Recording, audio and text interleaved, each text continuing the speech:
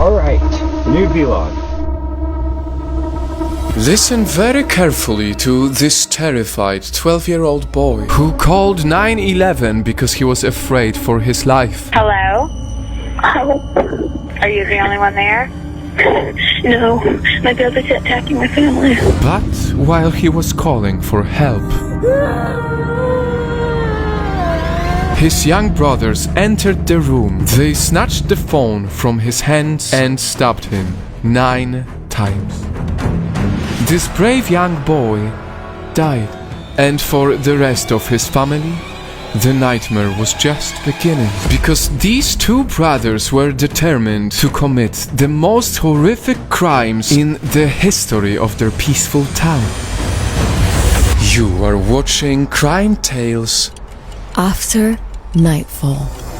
Here's a look at the teen brothers, Robert and Michael Beaver. On the outside, they behave like any normal 18 and 16-year-old kids on the block. But on the inside, their life was not as easy. Their father, David Beaver, was abusive towards them.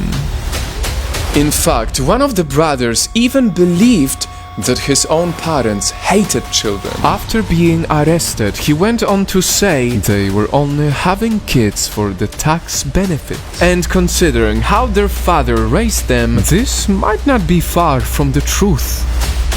See, all 7 of the children were homeschooled. No public schools, no church, no birthday parties, and no friends. These troubled kids were pretty much living in a home prison. And this is where we enter the reason why they became monsters. See, TV and the internet were the only way the children learned how to interact with the rest of the world. Until one day, the brothers opened their own channel and started creating videos. Alright, new vlog. I got my video uploading for my first Happy Wheels playthrough. And this was the beginning of their insanity. Robert thought that you can only go viral with shocking content. So these young brothers changed their strategy. Somehow, in their sick, unexposed minds, they agreed on the idea to become internet famous by being serial killers. The plan was absolutely disturbing. Murder as many as 500 people across the country, record the videos, post it on their channel, and wait for it to go viral. Michael even ended up drawing these fantasies in his books. These soon-to-be murderers looked up to media-covered villains as their heroes. And so, when their evil plan began, they placed orders for the weapons. Disturbingly, these teen brothers especially preferred the knives. They said it made them feel like ninjas. And so they decided the 500 people killing plan begins at home. Michael lured his sister, Crystal, into bedroom. And as soon as she entered the room, Robert grabbed her from behind and stabbed her multiple times. Like in some game, they marked her off the list. But after hearing her screams, her mother, April, also rushed into the room.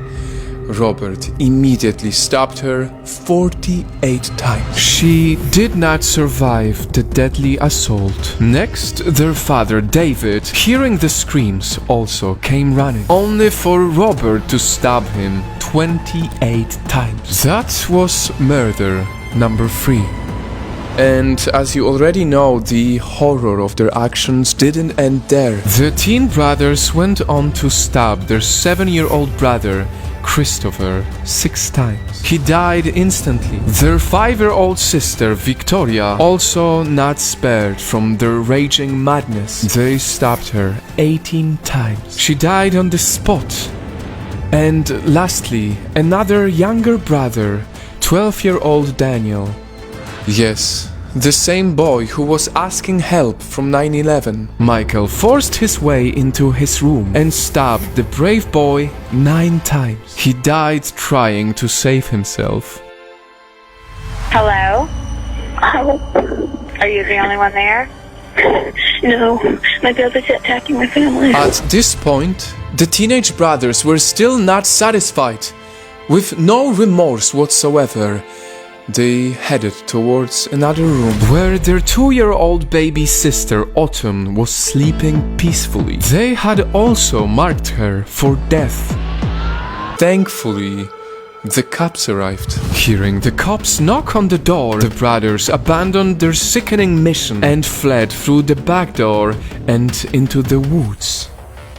Covered in blood, the new serial killers tried to escape the town. After all, their plan was to go on a killing spree and murder at least 500 people. And of course, become famous for it. But the cops soon brought out dogs to track them down and they were soon arrested.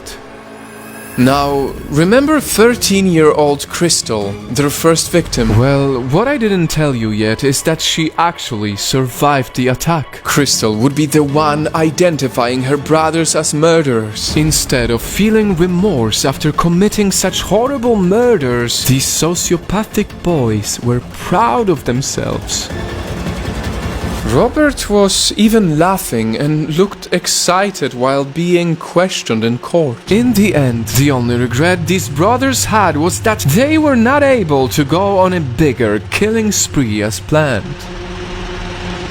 I know some of you may be confused why we decided to cover such a horrible graphic story. It's because murderers are not born. Most times they are made. Truth is, when children are raised under abuse, neglect and without affection, when they are exposed to vices, wrong media and twisted ideas, they become the very products of what they see and experience. In the case of these brothers, they didn't understand what is right and what is wrong, because no one taught them that. So may this remind you to make sure that your child is exposed only to love, compassion, character, peace and contentment. Don't allow another home to be another crime scene.